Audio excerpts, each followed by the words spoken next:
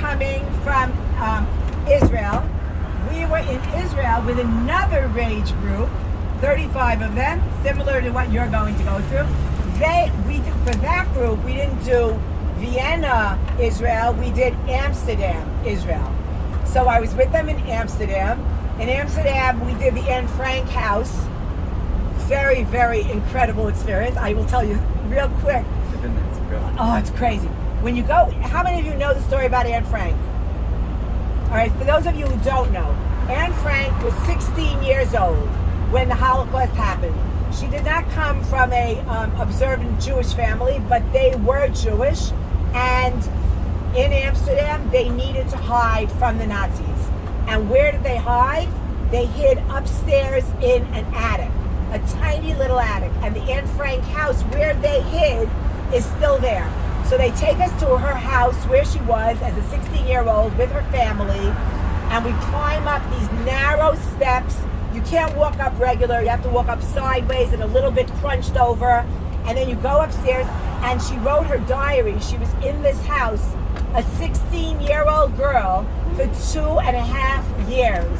She couldn't talk to her friends. She was hiding in this house. When they had to go to the bathroom, they had to go at a certain time where they didn't have to worry that if they were going to flush the toilet, Germans would hear them, Nazis would hear them. Now imagine, she wasn't an observant Jew. She was just a Jew. So it didn't matter to the Nazis whether you were observant, whether you weren't observant. It didn't matter if you wore a yarmulke. It didn't matter if you wore tzitzis. It didn't matter if you wore talis. Or it didn't matter if you wore your hair covered or not covered. The fact that you were born a Jew, that's it. You were killed. They wanted to kill you. So there we were in Anne Frank's house, and it was just so claustrophobic, like the idea of people living in this house for 2.5 years. I was very emotionally affected. Now, one would think, oh, you couldn't have been emotionally affected, Dr. Faye. Your parents are Holocaust survivors. You've heard this story so many times. My father had the numbers on his arms. He never wore long sleeves. He only wore short sleeves because he always wanted everyone to see the numbers on his arms. So the students were like saying, Dr. Faye, why are you crying? Like, it doesn't make any sense. I'll tell you why. I am so not a crying person. My mother was 16 years old also when the Holocaust happened. So when I heard the Anne Frank story and thought about 16-year-old girl, and I'll tell you my mother's story, when I heard about a 16-year-old girl being hidden, I just can't picture. Can you picture being 16 years old and being locked up with your parents in an apartment, no friends, you can't talk to anybody, you have to hide the entire time? It was just too much for me. So okay, we get out, I'm with my Ragers, they're all making me feel better. I'm feeling much better. We go to a kosher pizza store in Amsterdam. We go to the red light district in Amsterdam. So I'm already feeling much better. And I go to my hotel room, and I was staying at a hotel. The Ragers were staying, of course, like at a youth hostel. Great, amazing. I was staying at a 5-star hotel. I thought it's going to be fabulous. It's called, if you ever want to look it up, it's called the Conservatorium. The Conservatorium in Amsterdam is the most high-end hotel you could stay at, right? I walk in, the ceilings are like 50 feet high. The decor is gorgeous, gorgeous, gorgeous. And they take me to my room that I'm spending, should I say, it's supposed to be $1,500 a night, Rabbi? $2,000 a night, right? I go to my room, and guess what? We get to my room, and it's tiny. It's probably the width of this bus, right? And three seats. That's my whole room for all that money. And where's my bedroom? You're gonna freak out. My bedroom, for this expensive luxury room, my bedroom is upstairs in a loft, which means to get up to my bedroom, I had to crouch and climb up to get into my bed. What did that remind me of completely? Oh my God. Wow. I felt like I was back at Anne Frank's house again. So that in order for me to go to the bathroom, I had to climb down my steps to go to the bathroom. Now, apparently, That's considered a luxurious experience. For me, it was not luxurious at all. All night, all I was thinking about was Anne Frank being locked up in her room. I was thinking about my mother, 16 years old, taken by the Nazis, taken away from her friends. So for me, it was a very, very difficult experience. But okay, everything is fine. We go to Israel and I feel great. And then I know that I'm coming to meet all of you. And the experience that we're going to have today, I'm going to give you a little teaser right now. I don't know if you know. We are going to a concentration camp.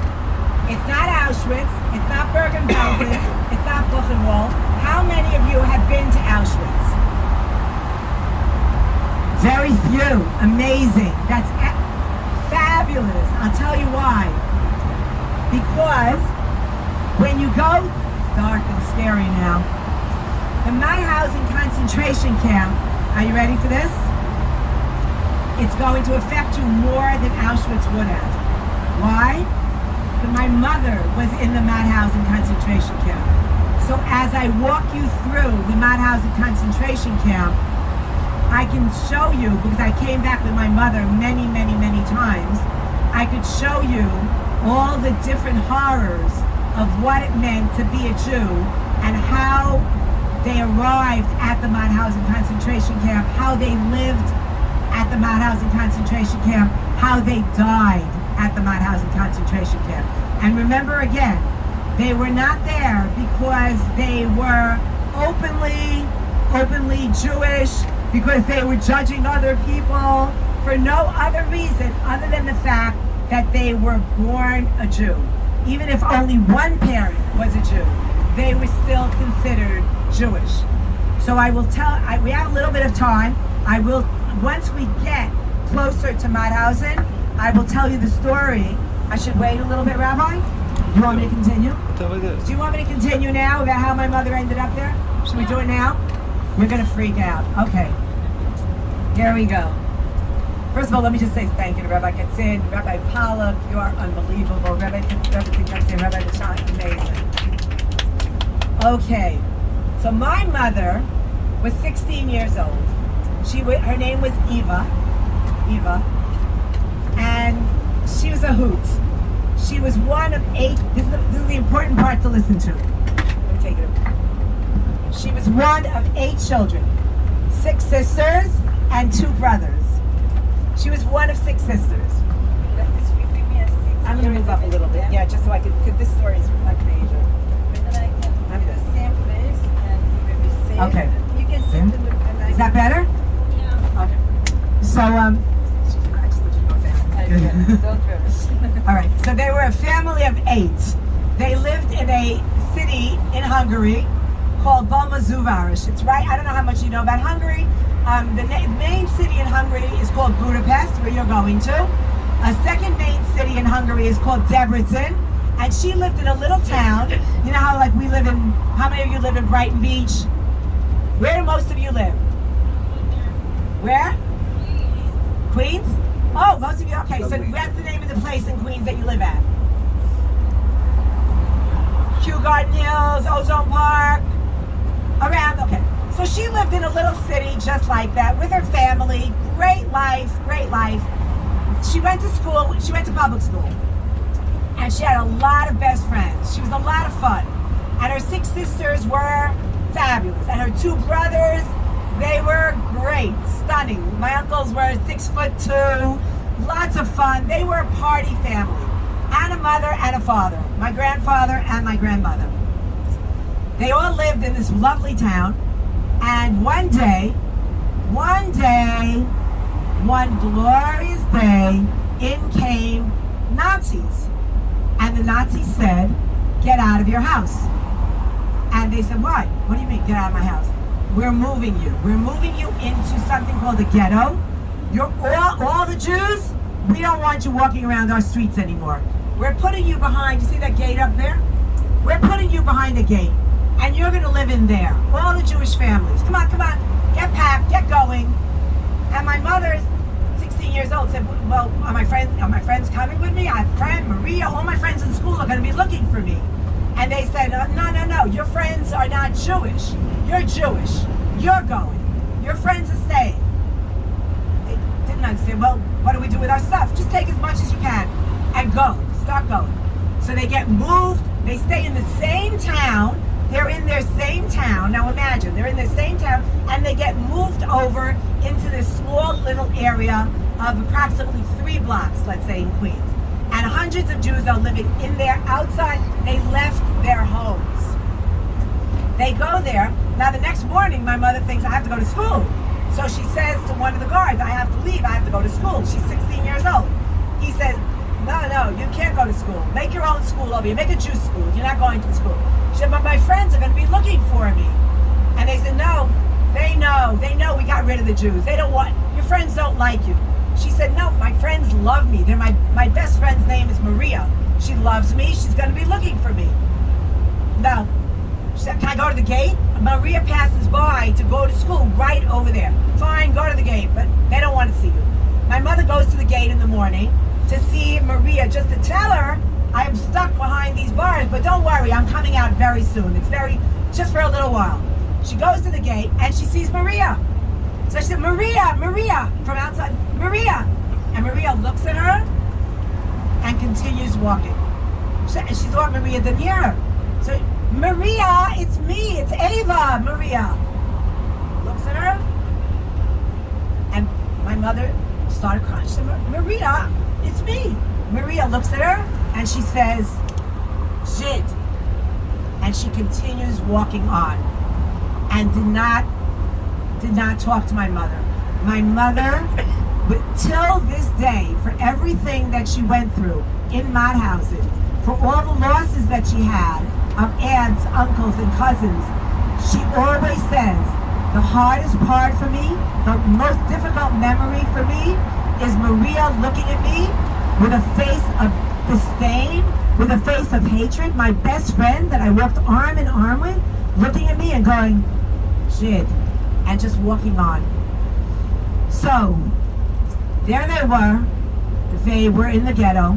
They thought they would go back home, and sure enough, the Nazis come into the ghetto, and they say, okay, we're leaving. So the family gets very excited. A lot of families, they say, great, we're all going home. And they leave the ghetto thinking they're going back to their houses. But instead, they end up walking and walking and walking, and they end up putting hundreds of them, you know the cars that are made for cows, to move cows, cattle cars they're called?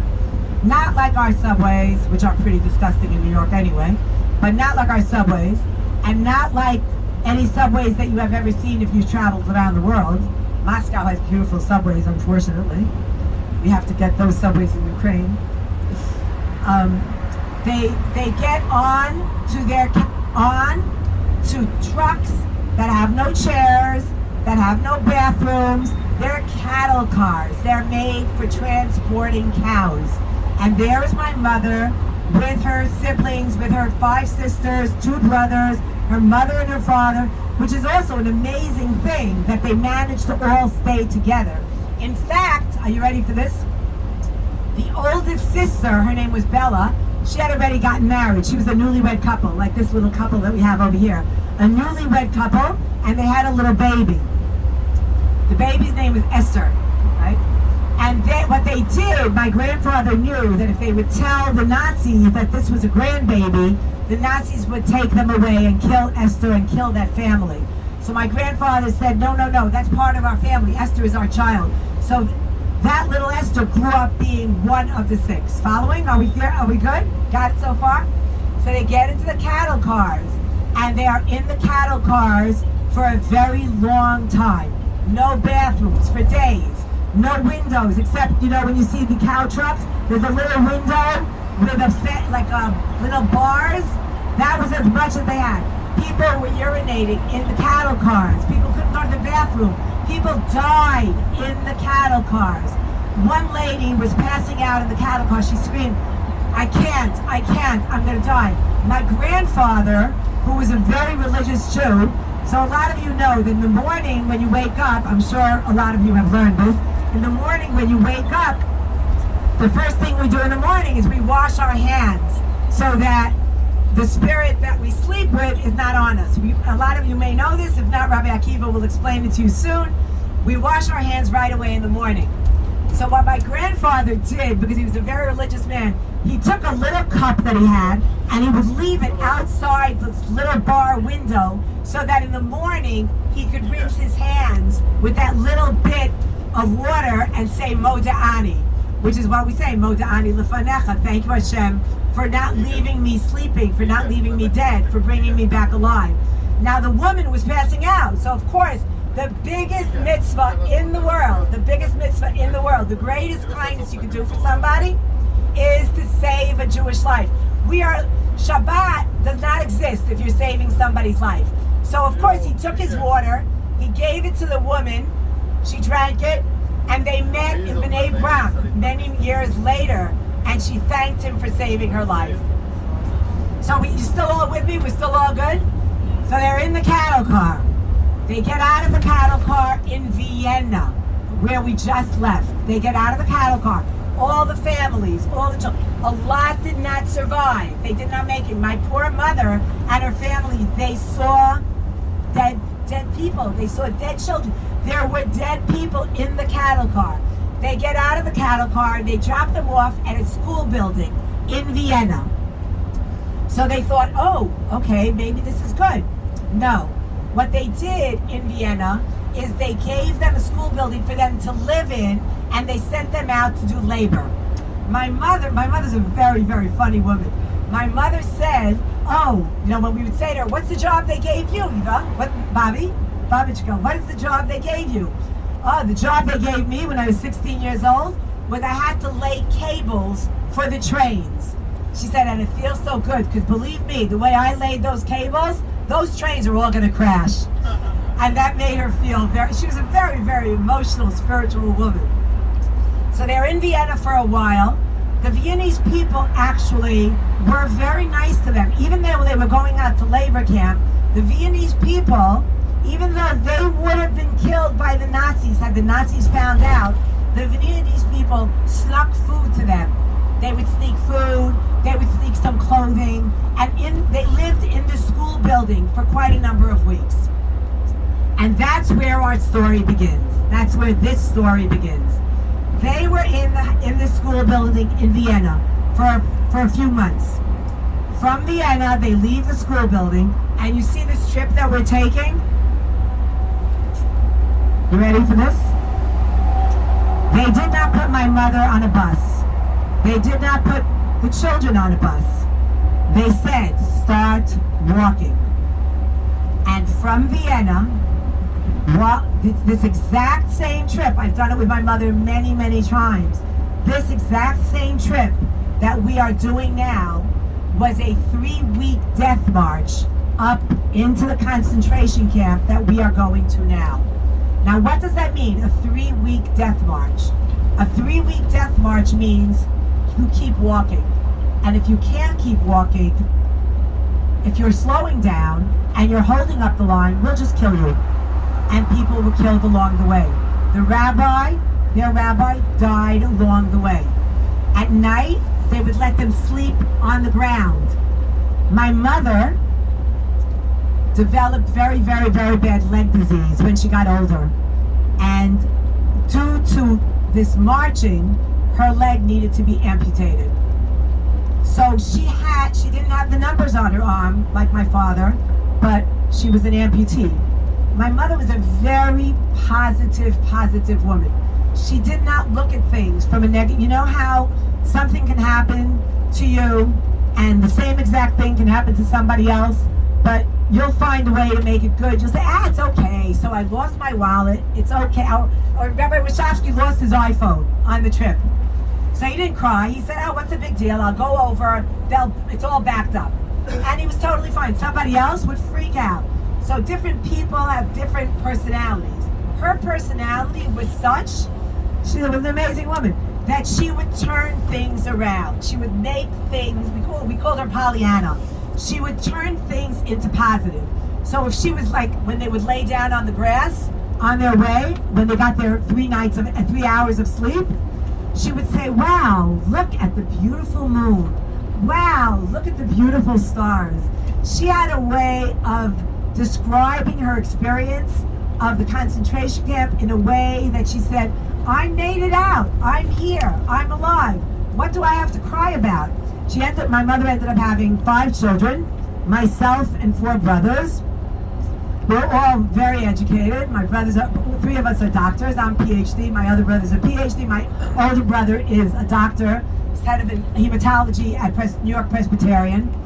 And my 2 younger brothers. So for her, it was a victory. The whole thing was a total victory. But again, remember, this is the walk that they are doing in bad weather, in snow, no shoes, no clothes. Well, it is a miracle that my family, that my mother's family, 6 children and 2 brothers, and also this extra little girl, right? My grandfather's granddaughter, that was counted in as a family member, and he carried her the entire time. It is a miracle. They're a miracle family that they made it out alive. There's very few families that stayed intact. My father's family, he had 7 siblings. It was only him and his brother. His mother was shot in front of him. He was in Auschwitz. But it's a miracle that her family survived. And as we go up there, when we get to Mauthausen, the thing that will freak you out is that when they get up there, there's actually a swimming pool outside. They were playing music, and they were playing with their brains. They were making them think that they're going into something good. The music was playing, the swimming pool was there, the Nazis were swimming. They thought, oh, okay, they're going to pay us back for hurting us so much, for killing our aunts, our uncle, because all their cousins were killed. They made it out alive. They're going to take care of us now. They're going to give us food. But that's not at all what happened, which we're going to find out once we get to Mauthausen. The Nazis, not only did they kill people physically, not only did they shoot people physically, not only did they gas, you'll see a gas chamber here. You'll see a dentist's office where they pulled out their teeth. You'll see terrible things. But for me, I think the most terrible thing that they did is that they demeaned them. They played with their heads.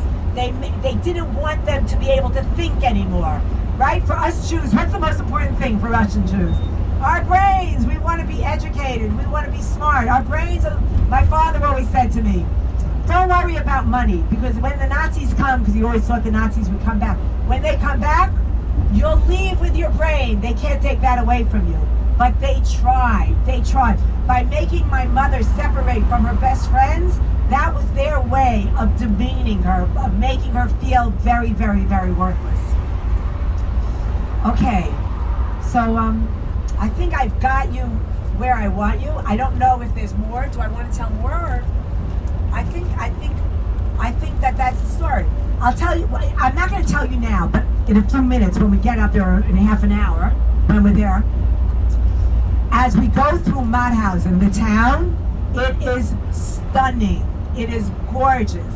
You're going to see. You're just not going to believe it. And there are stunning cafe shops. They're prettier than any other. I've been all over the world. I think they're the prettiest. Now, see where we are on the bus right now? Imagine, once we get to Mauthausen, you'll see it, I'll show it to you, that the Nazis, see where this fence is? That's how close the Nazis were to the Jews on their death march. Could you imagine? You're sitting, 40 feet away from me, and you're watching me be killed? You're watching me be clobbered because I'm not walking fast enough? You're watching terrible things happen to me? And what are you doing while you're sitting over there? In your cafe? You're drinking your coffee, you're smoking your cigarette. It's like, we couldn't care less. There's nothing we're going to do to save you. Nothing. When my mother was walking past these beautiful coffee shops, with them smoking the coffee, smoking their cigarettes, drinking their coffee, she said to herself, back then, 16 years old, as she's walking, the rabbi died, people were being killed, there was no food. Her feet were killing her. She said to herself, you know what? You people, I'm coming back here. I'm going to be sitting over there, having my coffee. coffee. I'm going to be sitting over there smoking my cigarette and relaxing. And guess what? 20 years later, yeah, every year, me and my mother would come back. We would sit in those coffee shops. We would have our coffee. I don't smoke. We would have our coffee, and we would sit there, and my mother would just smile. She would just smile, and she would say, yeah, I did it. I'm here now. You wanted to get rid of us? You didn't. We're alive. I'm Yisrael Chai. We will always make it through. You can't get us down. One year, we went back to her house in Hungary. And we went to her house, and she thought we would go to her house. We went to her house, and there were Hungarians at the house. When they saw my mother arriving, could you imagine? They recognized her. They recognized her face. And you know what they said? In Hungarian, I'll explain it to you. They said, Jaj, meg élnek. You know what that means? Oh my gosh, they're still alive. And they would not let her into her house. They locked the door. She said, I just want to see it. I just want to see what it looks like. No, they would not let her into her house. So when we think that we're okay in New York, we're okay in Los Angeles, we're okay in Queens, we're not really okay anywhere. We're okay with each other. We're only okay with each other. We can really only trust each other. Not even. And yes. Look at Bernie Sanders and all those other stuff. Okay, yeah. What I mean is each other. Yeah, it's true. A lot of Jewish people think, you know what? If I don't look Jewish, I'll be okay. If I don't act Jewish, I'll be okay. If I don't look too Jewish, I'll be fine. Not true. If I hook up with the radical progressive ideas like what you're saying, they'll love me. They will never love us. They will never love us. So we always have to be there for ourselves. We have to take care of each other.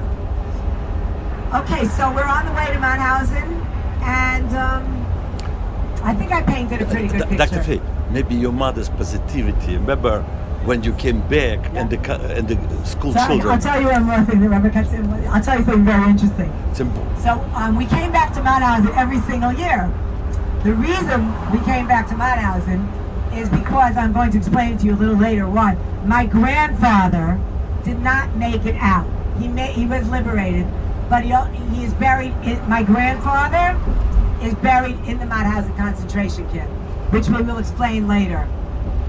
But because my grandfather is buried there, we came back to Vienna every year to visit my grandfather.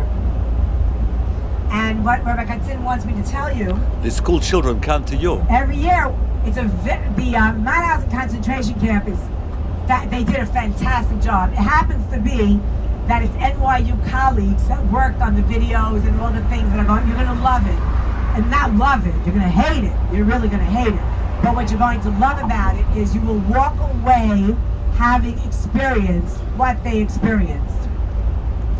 So when you get there, there will be schools there, because in order to feel better, to ease their conscience, a lot of the Vienna schools, all of the Vienna schools, are obligated to take their children on a trip to the Mauthausen concentration camp to make up for what they did. And they have excellent tours there, you'll see. But when we came with my mother, and my mother would start talking to the tour guide would always say, oh my gosh, you know more than I do. And they would hand the microphone over to my mother so my mother could tell the story from a personal experience.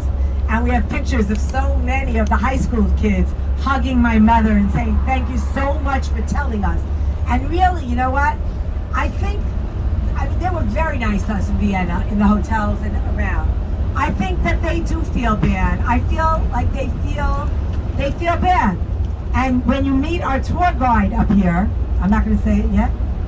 When you meet our tour guide up here, I'll tell you a little secret. It's really, the tour guide that's up here, we asked him, why would anybody want to work in a concentration camp, really? Like, why would anybody want to work in a concentration camp? And he said, Dr. Faye, all the RAJE students, like they couldn't understand, like why would you do this? He said, when I was 17 years old and I was in high school, our high school makes us do community work. You know how in our yeshivas they make you do chesed work, go visit children that have developmental disabilities, go work with old people. You know how RAJE gives us all the time opportunities to take Pesach food. So he said in our high school, they said to us, you have to do community work. And they said, go visit a hospital, go do this, go do that. I said, no. For my community work, I want to go work in the Mauthausen concentration camp. Is that okay? And they said, why would you want to work in the Mauthausen concentration camp? He said, because my grandfather was a Nazi. And it was because of my grandfather that a lot of the Jews were killed up in the concentration camp. And I need to do something to make up for it. I cannot sleep at night knowing my grandfather killed people that didn't even do anything harmful to him. He just killed them for no personal reason. He had no reason to kill them. I have to go do my community work there. And he went there to do his community work at the age of 17. So I said, how old are you now? 37. He has stayed there 20 years. I said, do you feel better? He said, I could never make up for the horrible atrocities, for the horrible things that my grandfather and his generation were responsible for. So no, I'm not done. I'm going to continue working here. So I think he's going to meet us up there. And I think he's going to do our tour. I'm hoping. Dr. Faye, but he did it only because of your grandfather's grave. So when we developed this relationship with Daniel up there, I said, Daniel, I'm so sorry to tell you, though, your tour is great, but we're going to move my grandfather's grave. We're going to move his grave to New York or to Israel because this Vienna trip every year, it's a lot to come here every single year. I hope you guys enjoy it. I really do. He said, no. He started crying. A 37-year-old guy, you'll meet him. He started crying. And the Rangers, they're crying. He's crying. Everybody's crying. So why are you crying? He said, Dr. Faye, please don't move your grandfather. I said, why? He said, he is the only grave that we have with his name on it, Tavia Stamler. All the other graves are either, it's a gravesite. It's either graves of people that aren't Jewish, or it's a mass grave. It's a mass grave of all the Jews that were killed, that were thrown into a mass grave in Mauthausen. So with him, with your grandfather, we have somebody we can identify with. It really, really, really happened. If we don't have him, how do we identify? How do we identify that really? People are going to say it never really happened. There's no mass grave. They're going to say there's nothing really happening, which is what we're all so afraid of. What happens when all of these Holocaust survivors pass away? And all of these Holocaust deniers say, oh, it never happened.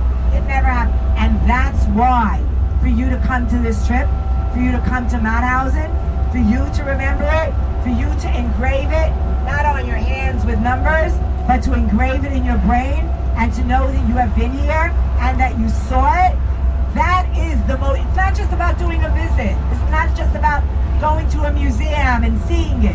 This is the real deal. This is your family. It's my family. This is your family. So you're not seeing it for yourself. You're seeing it so that you can tell it to your children and your grandchildren and pass it on. The message, what's the message? We could be living comfortably anywhere in the world, anywhere. And it could be over in a second. 6 million Jews died. 1.5 million children were killed for no reason, except for who we are. We are, to me, it's like just unbelievable to kill somebody because they're born a certain way. It just doesn't make sense to me. So that's it. So I think That's it. 1 minute, one more thing. Is everybody still, you guys are amazing. I'm like looking at you and you're all like alert and awake. I mean, you're unbelievable. You have Rabbi Akiva, you have I left the last group and I said, wow, this was the best group ever. Rabbi Akiva, we never had this. We never had a group stay alert and awake for an entire, how long was it? Half an hour. After a flight. After a flight. For how long? Few minutes. A few minutes. Dr. Faye. Dr. Faye. When school children asked your mother share some experience, and they expected to hear some horrors. Yeah. What did they say to them? So here's a story about my nutty mother. When the high school kids were there from the public schools in Vienna, right? So they said to my mother, can you share some of your experience? So she said, yeah, I'll share my experiences. But first let me just tell you that when we were here laying on the grass, can you imagine? It was a death camp. Mauthausen is known for being a horror. Not only did they kill them in a horrible way. She said, but laying on the grass, looking up at the skies, blue skies, beautiful skies, that's the part I remember. So I think it's a lesson to all of us that no matter how bad things are, how horrible, she had one story that really blew me away. She was in the camp and she was 16. She felt so claustrophobic being stuck in one area. You'll see. And she took a walk away and she saw her uncle. She couldn't believe it. She said, Uncle, and he looked at her, he's very, very, very sick, very skinny, very sick. She said, Uncle, are you okay? He said, yeah, I'm very, very sick. She said, Uncle, we have food. I'm going to bring you food tomorrow. He said, good, but do you know about my family? He was separated from his family. How is my family? She said, Uncle, your family's okay. They're all okay. They're fine. I'm going to bring you food tomorrow. My mother, my grandmother, she was like, what a real babushka. Somehow managed to always have food. She came back, my mother, she said, I'm coming back tomorrow, Uncle. I'm going to be here. She came back the next day. He died. He was there. She saw him dead. He did not survive. Now, this story, saddest story. But what does my mother say? She said, in Jewish religion, a woman, if she loses her husband and does not, let's say her husband goes to war, and she does not have proof that the husband died, she can't get remarried again. It's called being aguna, right? Am I saying it correctly, Rabbi Paula? So, if his wife, who survived with all her children but without her husband, had my mother not seen her uncle, his wife would not have known that he died. So that was like, my mother always found silver lining. You know what they say, about silver lining? That in every bad experience, you could always find a silver lining. There's always something good. And you're going to talk about it on your trip with Rabbi Pollack. There's always something good. And, you break up with a boyfriend, you break up with a girlfriend, you find a better boyfriend, you find a better girlfriend. You have an argument with somebody, it's okay. You move on, you find a reason that maybe you learned something from the argument. Maybe you didn't, maybe there's always something good. You lost your iPhone, you end up with a brand new iPhone. There's always a silver lining. So my mother was a person that could always find a silver lining. So for this experience of her uncle, what was her silver lining? At least my aunt with 6 children, she can get married again. She could fall in love again because she knows, I saw, right with my own eyes, I saw that my uncle was not alive anymore.